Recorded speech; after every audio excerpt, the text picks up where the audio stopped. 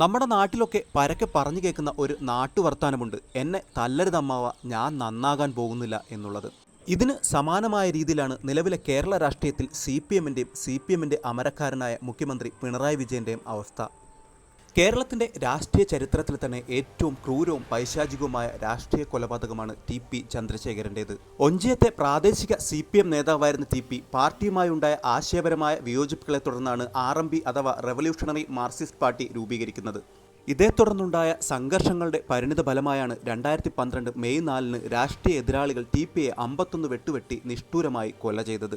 തുടർന്ന് നടന്ന അന്വേഷണങ്ങളിൽ സി.പി.എമ്മിൻ്റെ രാഷ്ട്രീയപരമായ പങ്ക് ഈ രാഷ്ട്രീയ കൊലപാതകത്തിൽ തെളിയിക്കുവാനായില്ലെങ്കിലും പിടിയിലായ പ്രതികളെല്ലാം തന്നെ സി.പി.എം പ്രവർത്തകരും അനുഭാവികളുമായിരുന്നു.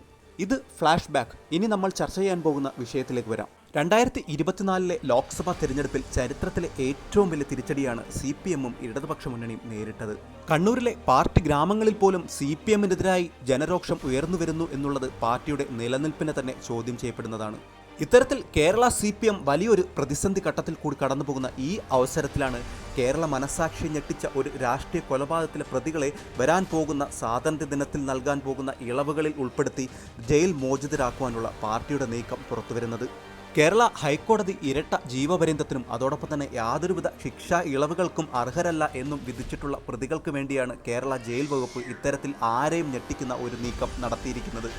സ്വജനപക്ഷപാതവും അഴിമതിയും കെടുകാര്യസ്ഥിതിയും അധികാരത്തിൻ്റെ ധിക്കാര ധാർഷ്ട്യവും ഒക്കെ ചേർന്ന് വലിയൊരു പരാജയത്തിൻ്റെ പടുകുഴിയിൽ വീണ് കിടക്കുന്ന സി.പി.എമ്മിനും രണ്ടാം പിണറായി സർക്കാരിനും വലിയൊരു പ്രതിസന്ധിയായി മാറിയിരിക്കുകയാണ് ഈ പ്രശ്നം. ഈ തെരഞ്ഞെടുപ്പിലേറ്റ വലിയ പരാജയത്തിൽ നിന്ന് പോലും പാഠം ഉൾക്കൊള്ളാതെ സി.പി.എമ്മും പിണറായി സർക്കാരും വീണ്ടും ജനഹിതത്തിനെതിരായ നടപടികൾ കൈക്കൊള്ളുന്നു എന്നുള്ളത് ആരെയും അമ്പരപ്പെടുത്തുന്നതാണ്. പാർട്ടിക്കുള്ളിൽ തന്നെ പിണറായി വിജയൻ സർക്കാരിനെതിരെയും സി.പി.എമ്മിൻ്റെ പ്രവർത്തന ശൈലിക്കെതിരെയും വലിയ വിമർശനങ്ങൾ ഉയർന്നു വരുന്ന ഈ സാഹചര്യത്തിൽ ഇതുപോലെയുള്ള നടപടിക്രമങ്ങൾ പാർട്ടിയുടെ കേരളത്തിലെ സർവ്വനാശത്തിലേക്ക് വഴിതെളിക്കും എന്നുള്ള കാര്യത്തിൽ യാതൊരു തർക്കവുമില്ല. ടി.പി. വധത്തിനു ശേഷം നടന്ന മിക്ക തെരഞ്ഞെടുപ്പുകളിലും പാർട്ടിയുടെ മലബാർ മേഖലയിലെ വോട്ടുകൾ ഗണ്യമായി കുറയുന്നതിന് ടി.പിയുടെ കൊലപാതകം കാര്യമായ സ്വാധീനം ചെലുത്തിയിട്ടുണ്ട്. ടി.പിയുടെ ചോരക്കറ ഉണങ്ങും മുമ്പ് തന്നെ അദ്ദേഹത്തെ കുലം കുത്തിയെന്ന് അന്നത്തെ പാർട്ടി സെക്രട്ടറി ആയിരുന്ന പിണറായി വിജയൻ അധിക്ഷേപിച്ചത് കേരള സമൂഹം ഇന്നും മറന്നിട്ടില്ല. വടകരയിലെ ടി.പി. സ്മാരകം പലതവണ സി.പി.എം അനുഭാവികൾ തല്ലിത്തകർത്തതിനെ തുടർന്ന് 5 തവണ പുതുക്കിപ്പണിയേണ്ടി വന്നതും സി.പി.എമ്മിനെ ടി.പി. എത്രമാത്രം പേടിപ്പെടുത്തുന്നു എന്നുള്ളതിൻ്റെ തെളിവാണ്.